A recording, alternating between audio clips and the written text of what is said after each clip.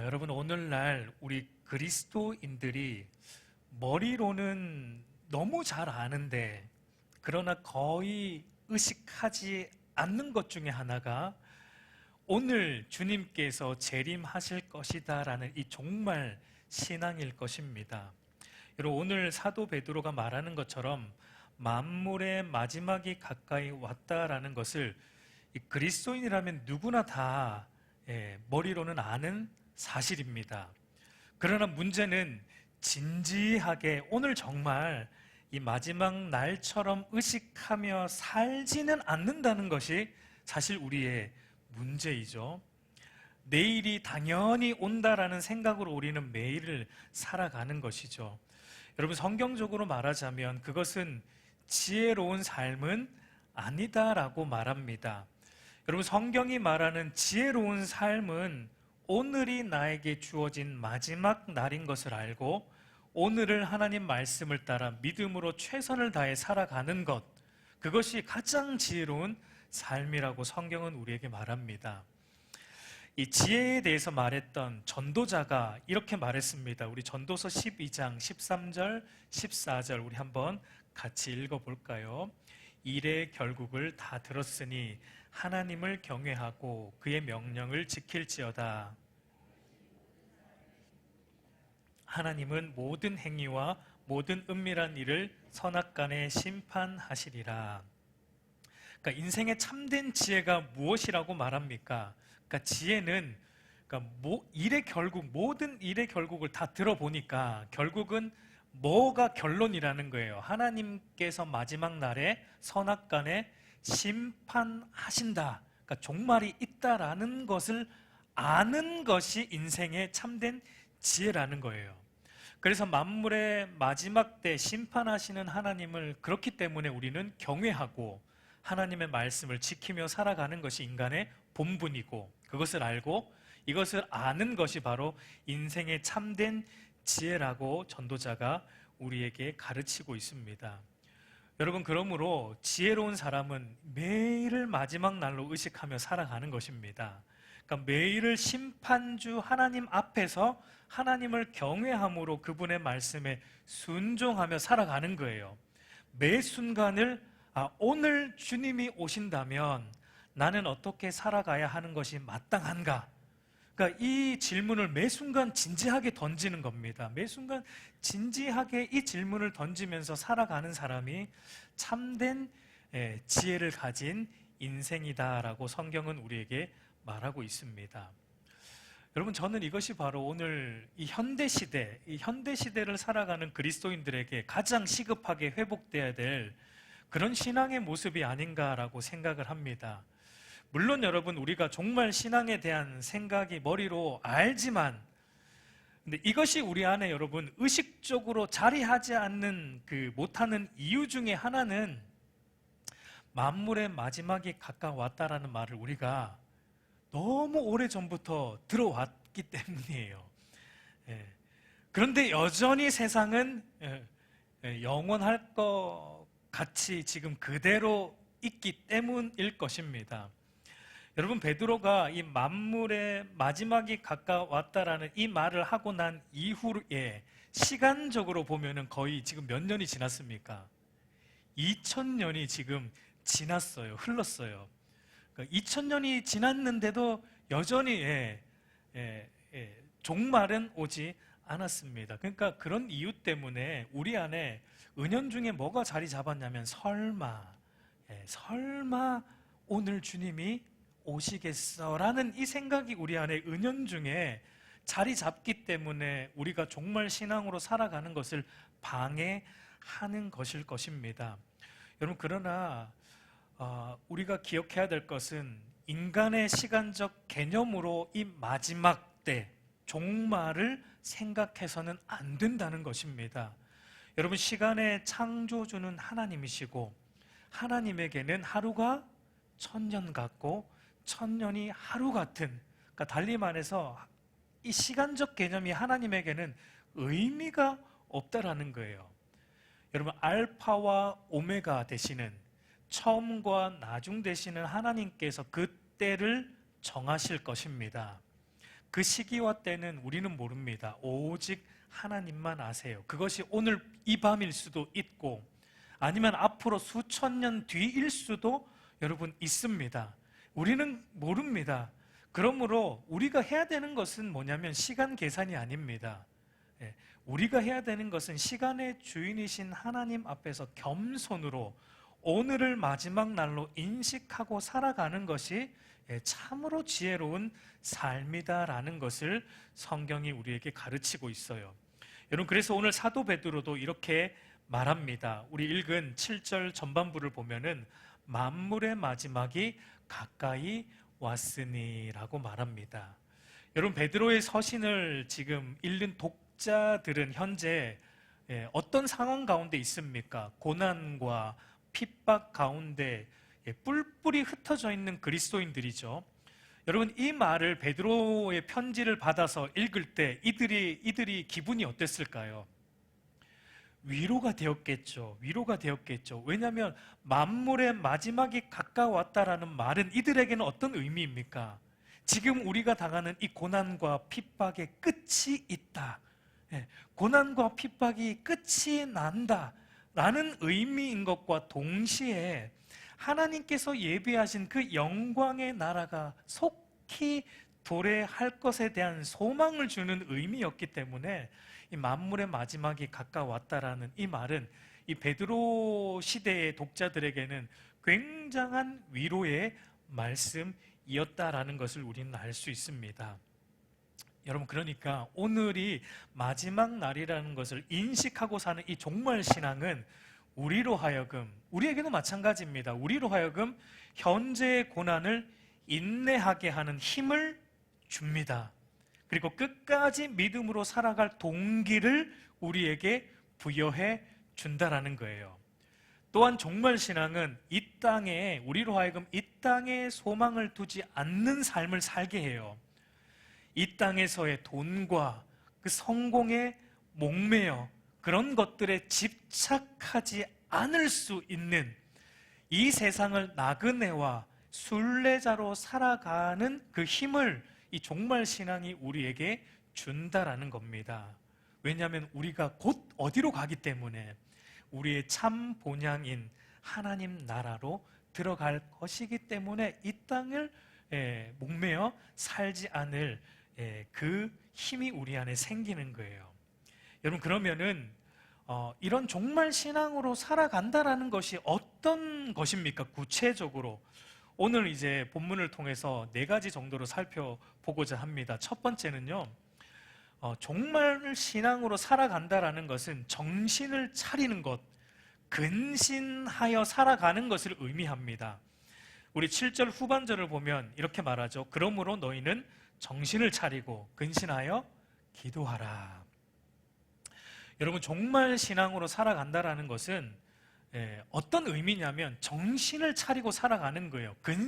근신하여 살아가는 것, 정신을 차리다, 근신하다라는 것은 거의 같은 의미입니다. 우리 한글 본문을 보면은 주 동사가 뭐 같습니까? 주 동사가 뭐 같아요? 한글 본문을 보면 기도하라라는 것이 주 동사 같은데 이 헬라어 원문으로 보면 이것이 주 동사는 아닙니다. 한글 본문은 주 동사가 기도하라는 것처럼 보이면서 그래서 종말 신앙으로 살려면 우리가 기도해야 된다라는 것으로 쉽게 이해를 하지만 물론 그렇게 해석을 해도 문제가 될 것은 없지만 베드로가 전하고자 하는 원래 의도는 아닙니다. 우리 이 7절을 헬라어 원문으로 보면 베드로의 의도를 좀 더 정확하게 알 수 있는데 원문에서는 주 동사가 기도하라는 말이 아니고 정신을 차려라, 근신하라, 이 2개의 명령형 동사입니다. 우리 한글 본문이 조금 많이 의역을 해놨습니다. 그리고 기도하라라는 말은 동사가 아니고요, 이 근신하고 정신을 차리라는 말의 목적절이에요. 그러니까 이 원문을 직역하면 이런 의미입니다. 그러므로 너희는 기도하기 위해서 근신하고 맑은 정신을 가져야 되고 기도하기 위해서 너희는 깨어 있어야 되고 신중해야 된다라는 것을 베드로가 말하고 있어요. 그러니까 여러분, 베드로의 의도가 무엇입니까? 그러니까 우리로 하여금 만물의 마지막이 가까웠다는 이 종말 신앙을 잊어버리게 하는 일들이 세상 가운데 너무 많이 있다는 것입니다. 쉽게 말하면 여러분, 세상이 재미가 있다라는 거예요. 여러분, 세상에 재밌는 것들이 얼마나 많습니까? 얼마나 많아요. 그렇죠? 재미가 있으니까 이 자리에 안 나오는 거예요. 지금 TV에 재밌는 거 하거든요. 재밌는 게 지금 TV에 방영되고 있기 때문에 그게 더 중요한 거예요. 그러니까 세상에 재밌는 게 많으니까 오늘이 마지막이라 그러면 여러분, 이 예배에 안 나올 수가 없죠. 세상에 재밌는 게 너무 많은 거예요. 베드로는 사실은 그 점을 지적하고자 하는 것입니다. 여러분, 그런데 중요한 것은 재미가 있다고 다 우리에게 유익한 것은 아니다라는 것입니다. 특히 영적으로 유익한 것은 더더욱 아니에요. 세상에 있는 많은 재미들을 보면 사실 우리의 타락한 본성이 좋아하는 것들이지 우리의 경건에 유익이 되는 것은 거의 없습니다. 그래서 베드로가 정신을 차리고 신중해야 된다, 근신해야 된다 라는 말과 반대되는 의미로 썼던 말이 앞선 문맥에 나오는 술 취함으로 인한 극한 방탕으로 다름질하는 모습이에요. 술 취하고 음란한 것들은 우리의 타락한 본성이 좋아하는 것들입니다. 우리의 경건에 조금도 도움이 안 되는 것들이에요. 그러니까 여러분, 베드로가 마지막 때 정신을 차려야 되고 신중해야 한다라는 말은 이런 의미예요. 세상의 재미에 너희의 시선을 빼앗겨서는 안 된다. 세상의 것들에 너희의 마음을 다 빼앗기면 안 된다. 만약에 세상의 것들에 너희의 마음을 빼앗기고 세상 재미에 푹 빠져서 세상 재미에 취해서 살면은 너희는 이것을 잊어버리게 되는데 그것이 바로 종말 신앙이다라는 겁니다. 세상 재미에 푹 빠지게 되면 오늘 주님 오신다라는 그 사실을 잊어버리게 된다. 그렇기 때문에 너희는 정신을 차려야 되고 너희는 근신해야 되고 맑은 정신을 가지고 기도할 수 있다라고 베드로가 말하고 있는 거예요. 여러분, 우리가 왜 기도하지 않습니까? 여러분, 마지막 때에 우리가 기도하기 위해서 깨어 있어야 되는데 여러분, 왜 베드로의 말에 의하면 우리가 왜 기도하지 않는 거예요? 세상 재미에 빠져 있기 때문에 우리가 기도하지 않는 것입니다. 우리는 핑계가 있죠. 가장 좋은 핑계, 바빠서 못합니다. 시간이 없어서 가장 우리가 많이 하는 핑계지만 핑계이죠.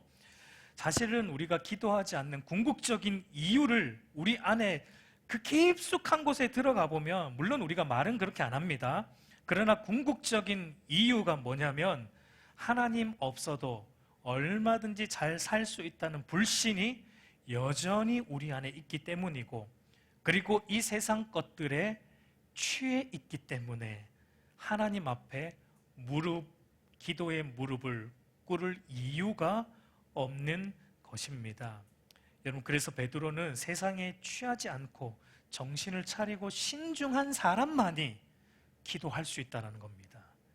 기도하기 위해서 이렇게 하라는 거예요. 너희가 기도하면은 맑은 정신이 생기고 그게 아니고요. 우리가 맑은 정신으로 깨어 있을 때만 우리는 기도할 수 있고 그럴 때만 우리가 잊어버리지 않고 오늘 주님 오실 수 있다라는 이 종말 신앙으로 살아갈 수 있다라고 베드로가 우리에게 권면하고 있습니다. 여러분, 오늘 우리의 모습은 어떻습니까? 그렇게 깨어 있음으로 기도하기 위해 깨어 있습니까? 오늘날 종종 기도라는 것을 우리는 그저 알라딘의 마술 램프나 도깨비 방망이처럼 현세적이고 물질적인 복을 받기 위해서 하나님께 매달리는 것으로 잘못 이용되는 경우가 많지만 여러분, 그것은 바른 기도는 아니죠. 기독교가 말하는 기도는 아니에요. 그건 전부 이방 종교가 말하는 비나이다 기도입니다. 그러나 참된 기도는 나의 뜻을 꺾고 하나님의 뜻을 이루는 도구와 같은 거예요. 기도는 지금 내가 종말을 살고 있다는 것을 잊어버리지 않게 나를 채찍질하는 경건의 도구인 것입니다. 기도는 혹시 내가 세상에 취해서 세상에 뿌리를 두고 살고 있는 것은 아닌지를 돌아보고 떠날 준비를 하는 나그네로 살도록 나의 신앙을 채찍질하는 경건의 도구가 기도라는 것입니다. 그래서 기도는 오직 하나님만이 나의 소망이고 하나님으로만 산다는 것을 늘 기억하게 하는 신앙의 채찍질, 경건의 훈련 도구가 바로 기도라는 것입니다. 여러분, 그리고 오늘 베드로의 말을 통해 또 하나 볼 수 있는 기도의 모습은, 여러분, 기도는 어떨 때만 할 수 있다는 거예요. 맑은 정신으로 해야 된다는 겁니다. 기도는. 여러분, 어떤 이들은 능력 있는 기도, 성령 충만한 기도를 마치 어떤 걸로 얘기를 합니까? 무아지경에 빠진 어떤 황홀경에 들어간 상태, 막 뒤집어져 가지고 자기 몸을 자기가 통제 못하는 그런 상태에서 하는 기도가 마치 성령 충만한 기도라고 말하지만, 오늘 베드로의 말에 의하면 그것은 바른 기도는 아니다라는 거예요. 여러분, 바른 기도는 맑은 정신으로 신중하게 하는 게 바른 기도예요.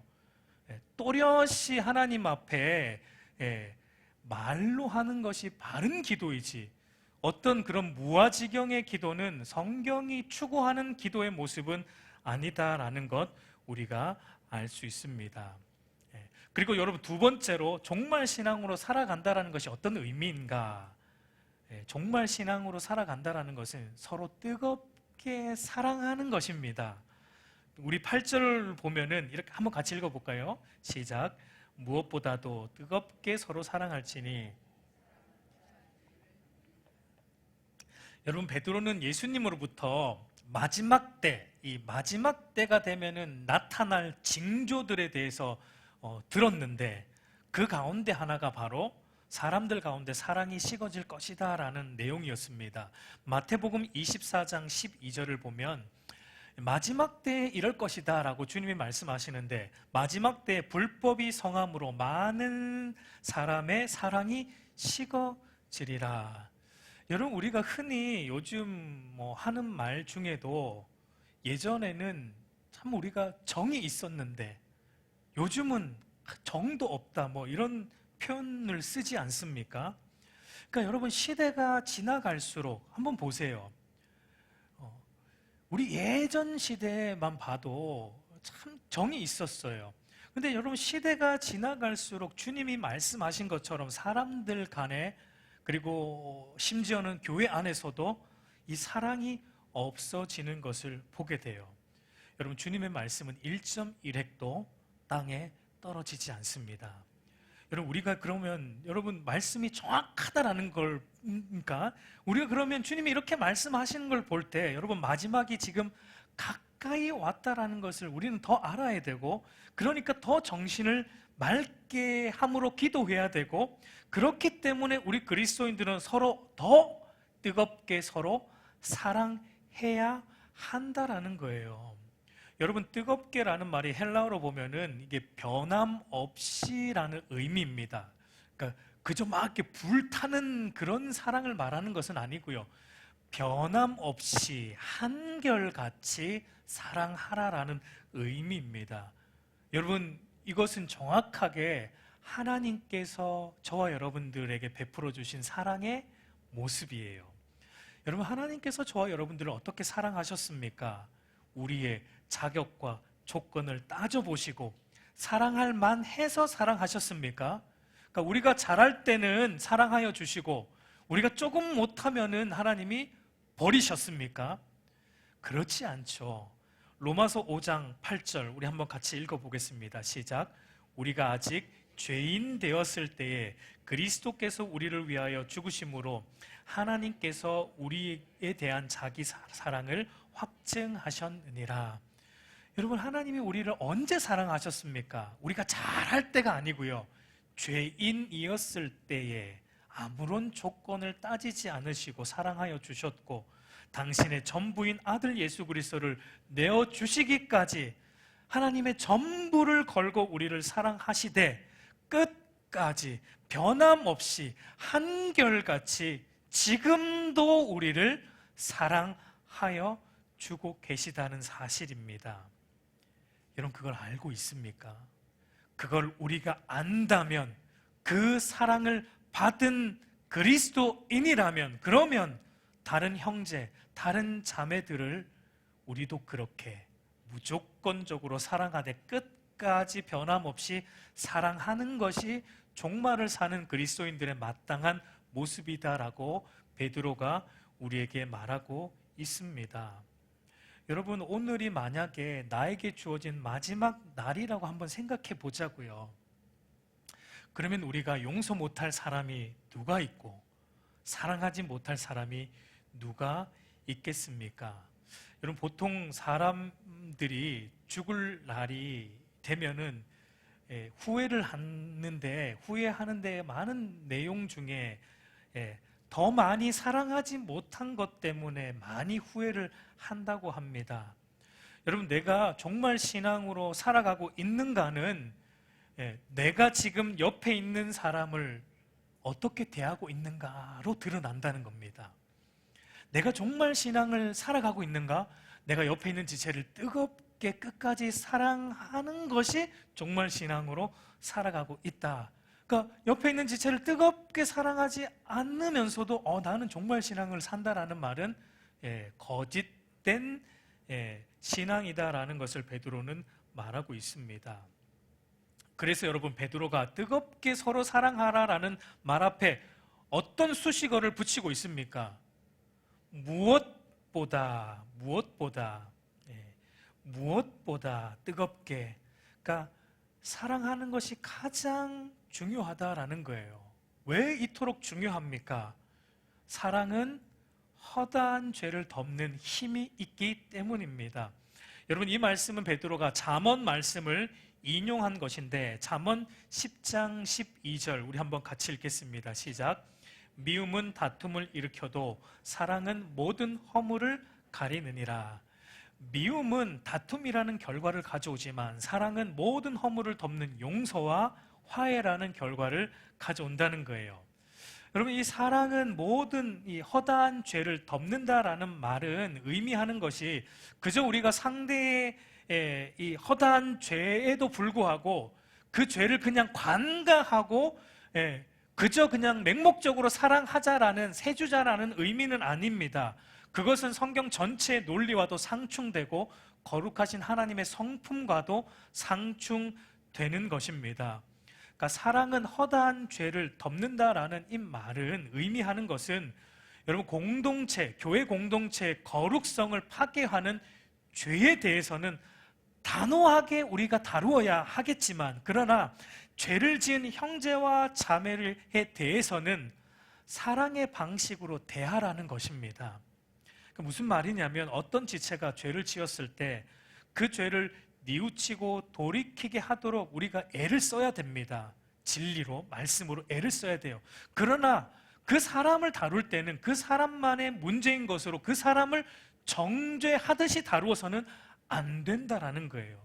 그 사람만의 문제가 아니라 우리 모두의 문제인 것을 아는 겸손과 사랑으로 함께 그 죄로부터 벗어나도록 우리가 함께 애써야 한다라는 것을 의미합니다. 여러분, 그럴 때 죄를 지은 그 지체도 우리가 잃지 않을 수 있고, 동시에 우리 교회의 공동체의 거룩성도 유지할 수 있다라는 거예요. 이것이 바로 사랑이 모든 죄를 덮는다라는 말의 의미입니다. 여러분, 참된 사랑은 진리와 함께 가야 돼요. 사랑 없는 진리도 문제이지만 진리 없는 사랑도 문제입니다. 사랑 없는 진리를 말하는 것도 문제이지만 사랑으로 한다고 하면서 진리와 참된 것을 흐려버리는 것도 여러분 옳지 않는 것입니다.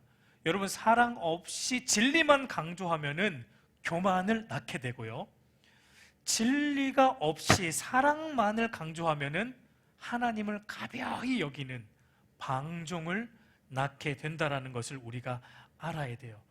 그렇기 때문에 여러분, 이 마지막 때를 살아가는 신자, 종말 신앙으로 살아가는 신자들이 추구해야 되는 것은 진리와 함께 가는 사랑을 추구해야 한다라는 것을 베드로가 우리에게 권면하고 있습니다. 세 번째로 여러분, 종말 신앙으로 살아간다라는 것은 서로 대접하기를 원망 없이 하는 것. 우리 9절 말씀을 보면은 서로 대접하기를 원망 없이 하고라고 말합니다. 여러분, 이 말씀은 당시 시대적 배경 속에서 우리가 좀 이해해야 되는데, 당시에는 오늘날처럼 호텔 같은 여러분 숙박업이 없는 시대였기 때문에 바울과 같은 이 순회 전도자, 복음 전도자들이 지역을 방문하게 되면은 그 지역에 있는 그리스도인들이 자신의 집을 오픈해야 돼요. 그리고 그를 받아들여서 집을 방 한 칸을 내어주고 그에게 먹을 것을 주고 대접하는 일들이 필요했습니다.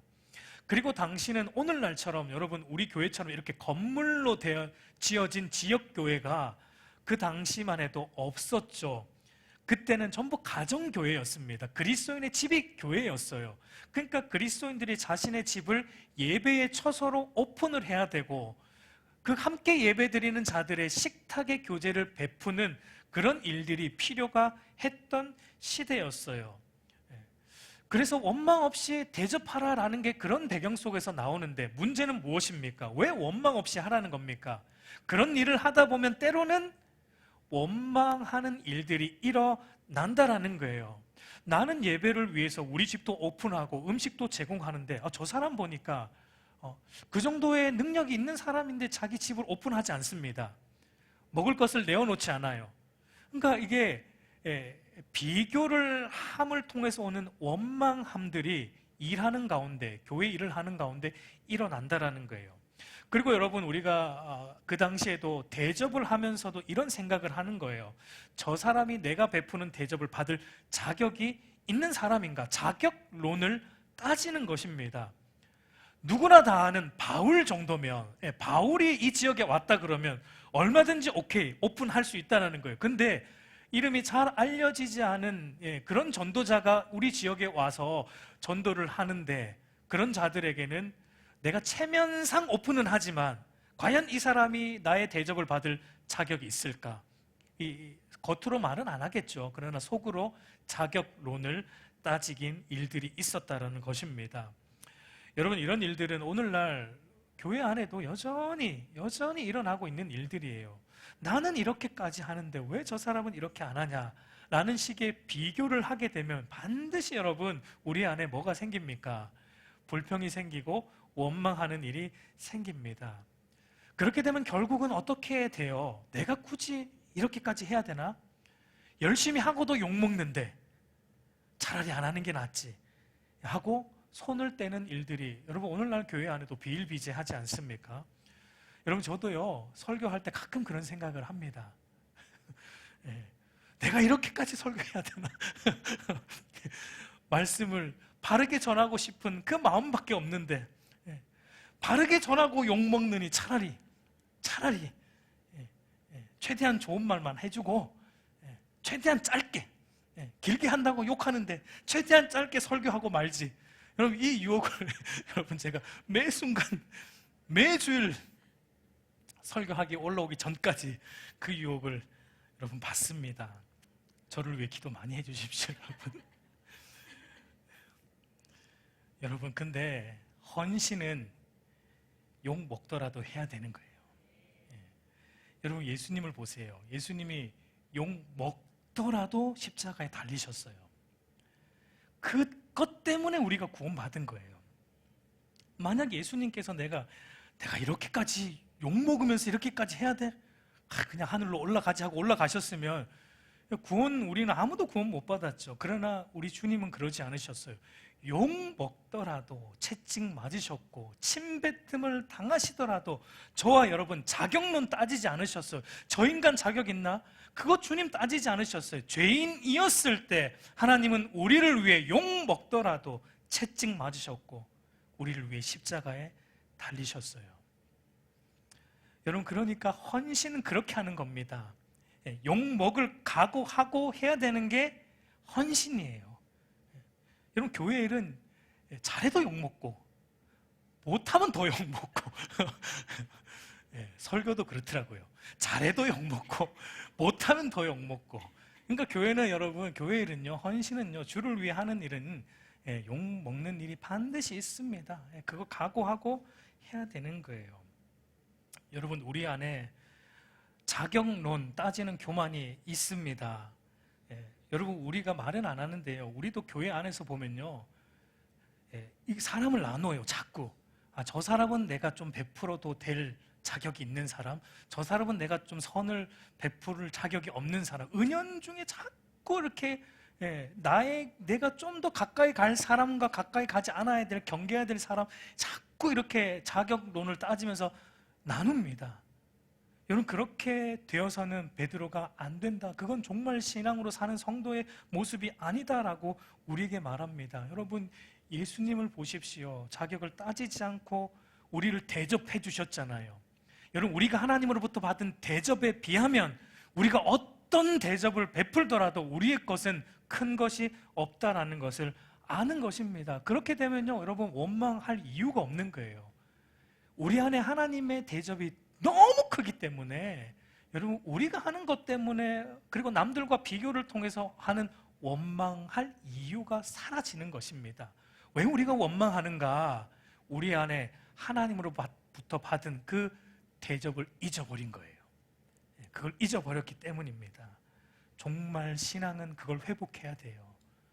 원망 없이 서로 대접하는 것, 욕먹을 각오하고 대접하는 것이 정말 신앙으로 살아가는 신자의 모습입니다. 마지막 네 번째로 정말 신앙으로 살아간다는 것은 어떤 의미인가?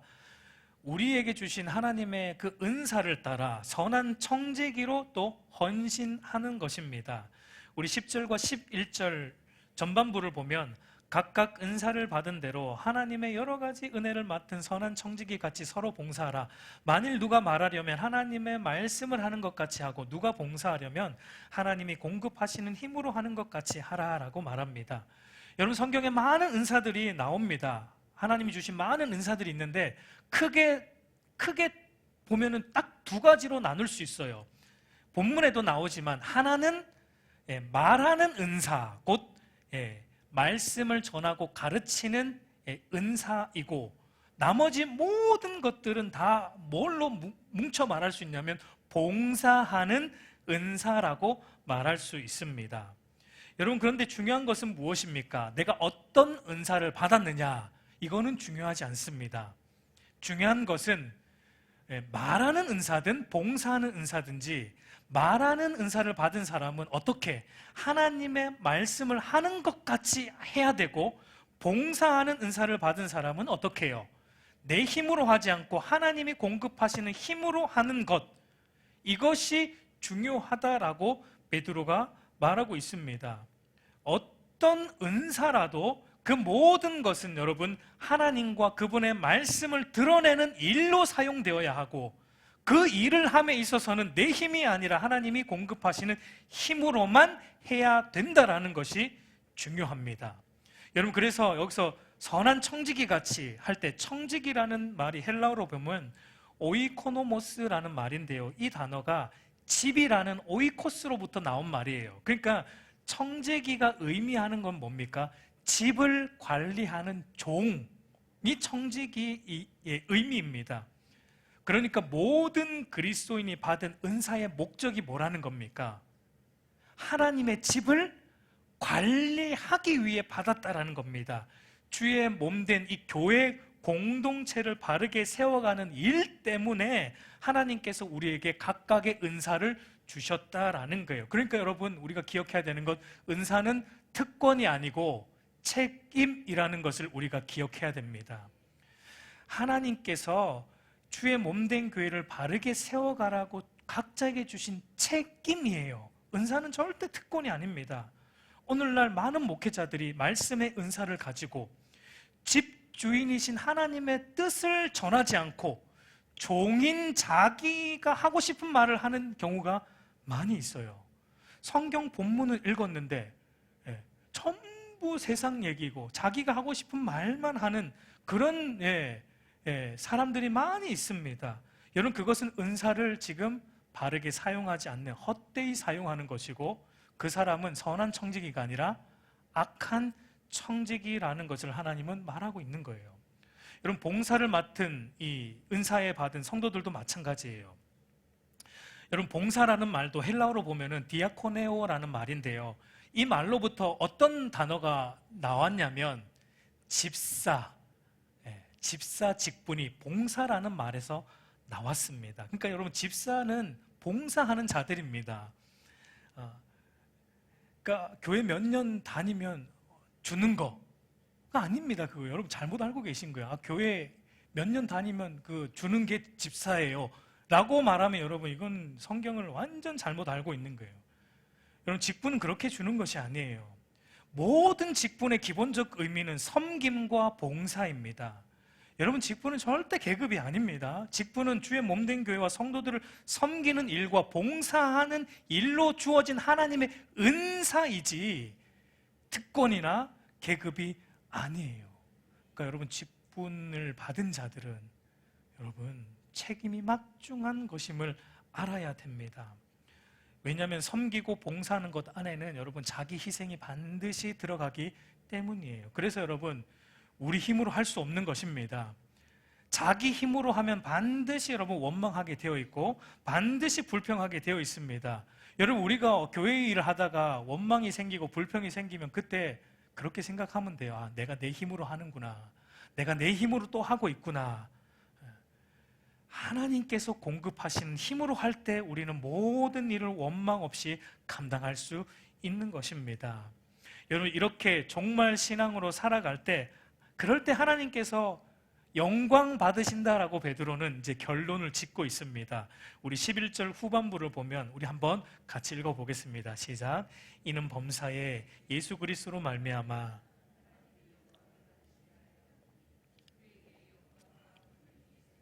무궁하도록 있느니라. 아멘.